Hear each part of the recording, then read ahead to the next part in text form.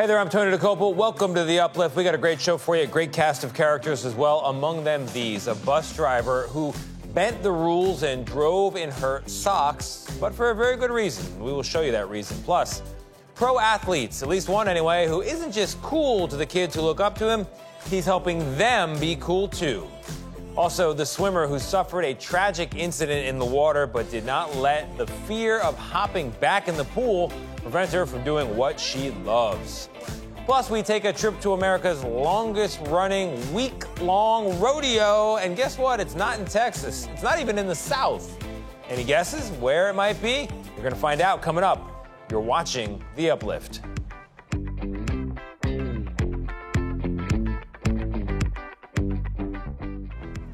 Hey there, welcome to The Uplift, the show that lifts you up for at least the next 30 minutes. I'd like to say you and me as well, and we're going to begin with a story of selflessness, a Minnesota bus driver who wound up driving in her socks. That's usually a no-no, but in this case, it was well worth it. Here's Steve Hartman.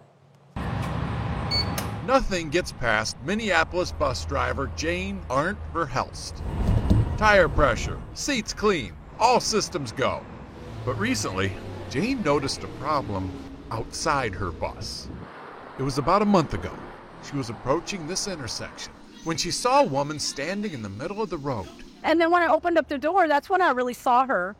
I saw her from head to toe, and I was just like, wow.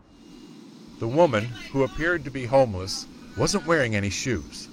I can't imagine what it's like walking around in bare feet on the hot pavement, and just nobody sees you. She's just kind of invisible, you know? You don't have any shoes! But not to Jane, who immediately took the shoes off her own feet.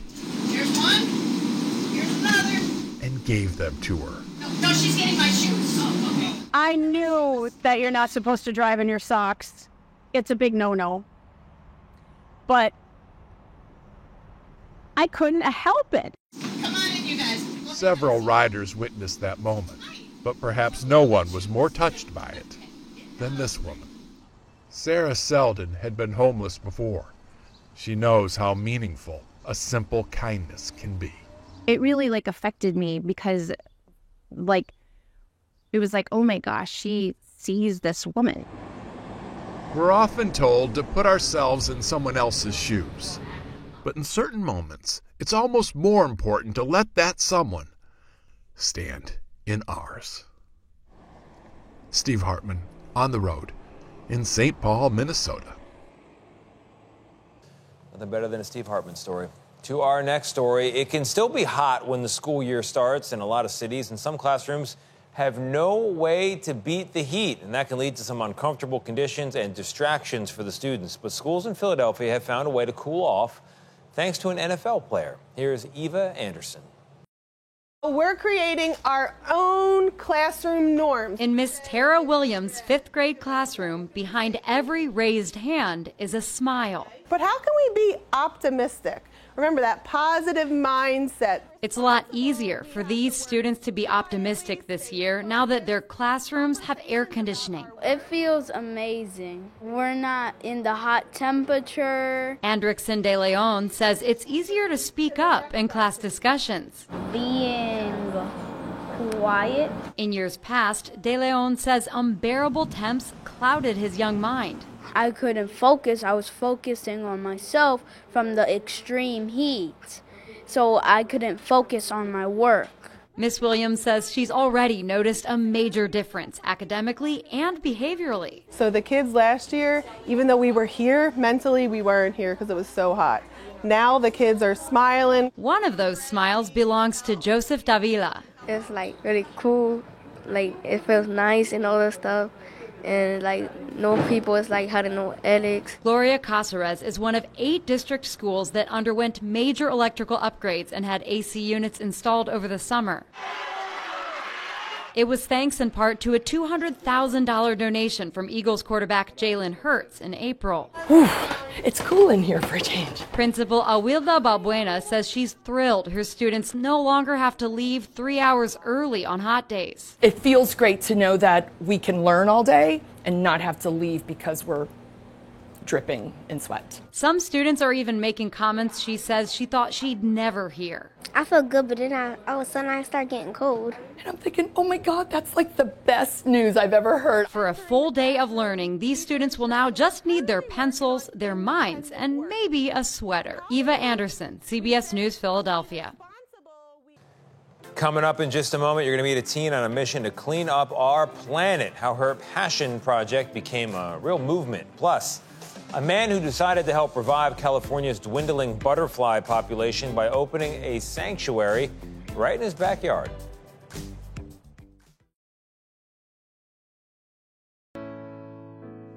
For years now, the monarch butterfly population in California has gotten smaller and smaller, and there are many efforts underway to help bring them back. Well, there's one man in the Santa Monica Mountains who is taking matters into his own hands. Here's Tina Patel from CBS Los Angeles. Look at that gorgeous thing and all these different colors, and it's endlessly fascinating.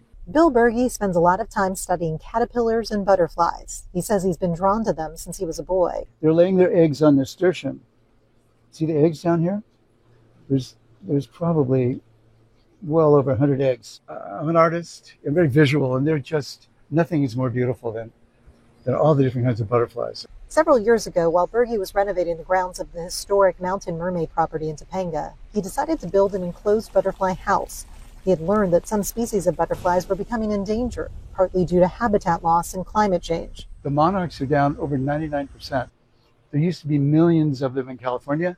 Now they count them in the thousands and tens of thousands. See, this is milkweed. Berge asked Sergio Jimenez to bring in a variety of native plants to attract butterflies and other pollinators. Berge and Jimenez are now inviting visitors to the butterfly house so they can educate people about how vital butterflies are to our overall ecosystem. They're also trying to encourage homeowners to create their own butterfly habitats by offering native plants for sale. Butterflies is not a money-making proposition by any means. Frankly, it probably costs us money. I'm sure that it does. It's just a passion. And a hope that projects like this one will one day lead to more butterflies in the wild. In Topanga, Tina Patel, KCAL News. Here now is another grassroots effort to help the environment, this one from a Florida teen who started a recycling project that then grew into a movement. Here's CBS Miami's Maribel Rodriguez.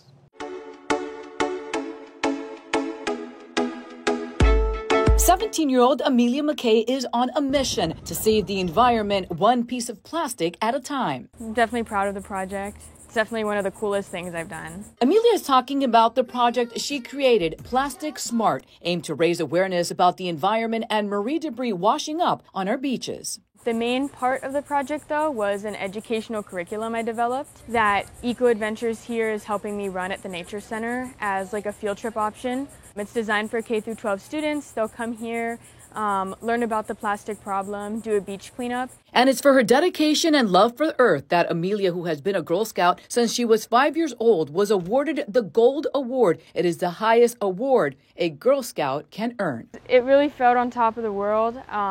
Especially the place I was in. I was with a bunch of inspirational women, some girls from my Girl Scout troop friends. My mom was there. The CEO of Girl Scouts, she was there too. And it was really just a great moment and a great feeling. And over winter break, she created this art installation using everything she collected on the beach, from bottle caps to crates and buoys, a creative way to reuse the debris found on our shores. As a sea turtle conservation coordinator, Amelia is the next generation of park stewards in Miami-Dade County. And most importantly, connecting us and caring for the earth. From parkways to blueways, Amelia, we are so proud of you. Like, change can be made if we work towards it. And just starting small can really equal some big change. Thank you, Maribel. Coming up, take a trip to the longest-running week-long rodeo in America. They are Western lifestyle athletes. It's not in a place you might expect. Where does this cowboy competition take place? We will tell you after the break.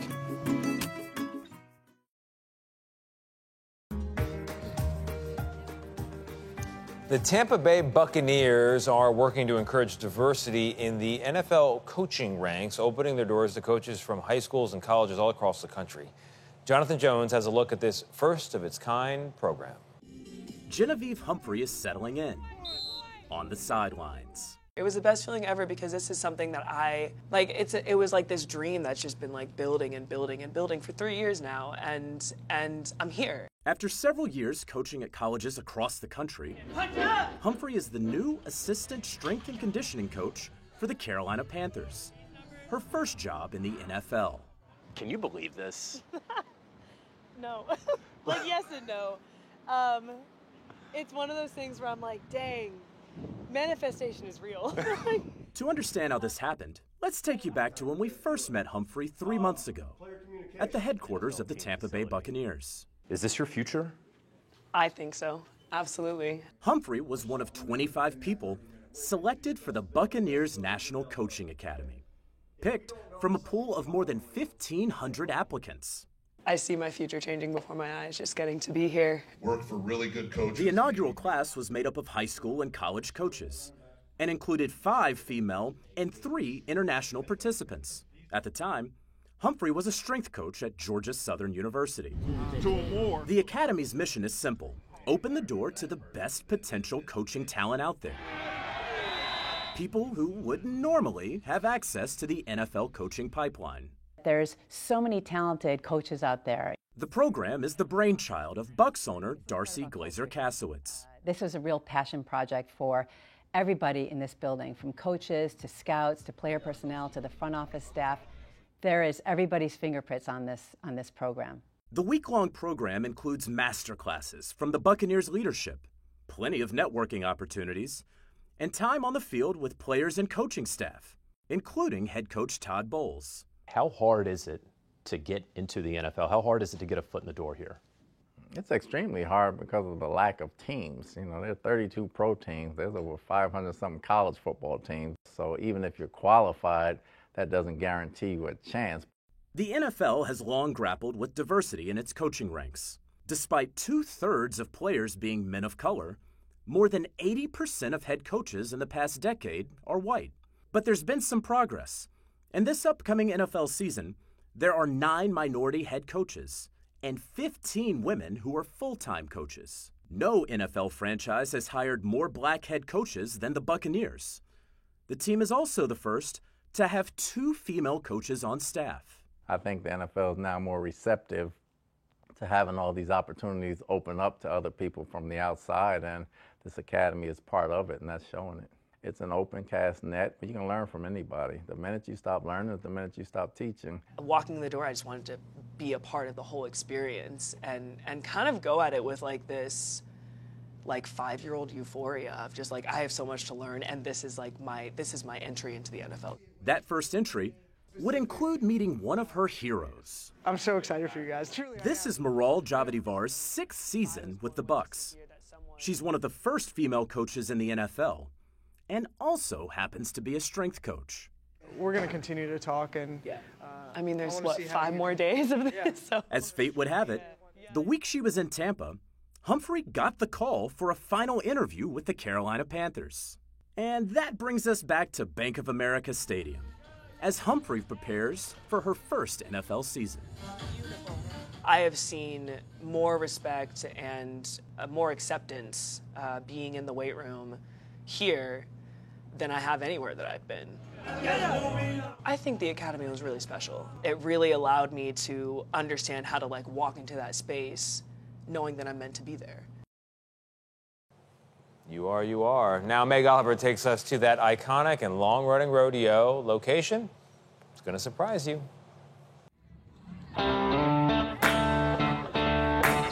Countdown it is Saturday night. How's everybody doing tonight, huh? Good energy. The bull riders get my heart pumping.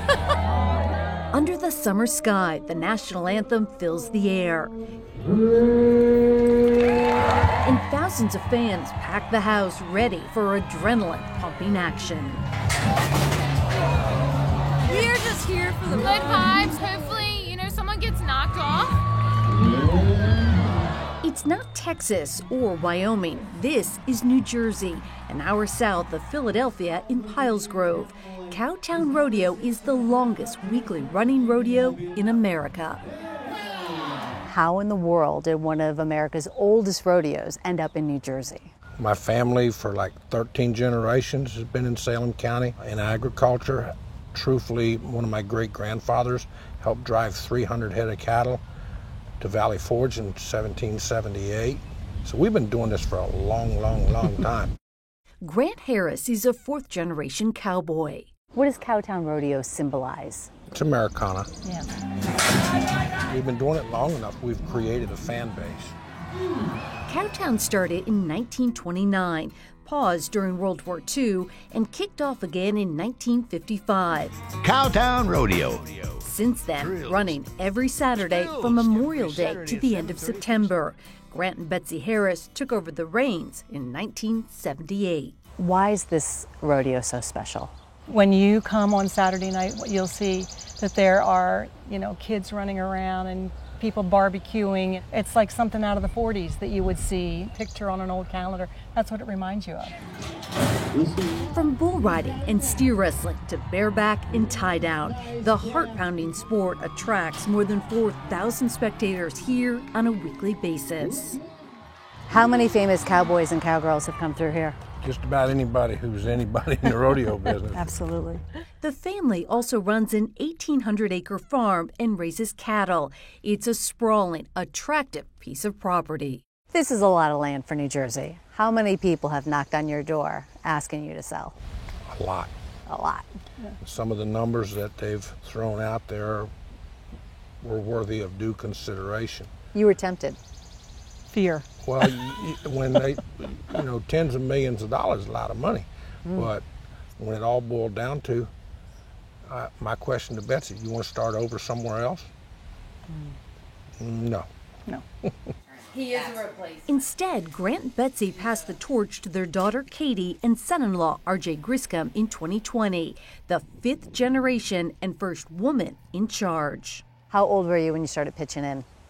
Well, I was riding at 2. I was driving tractors by 8.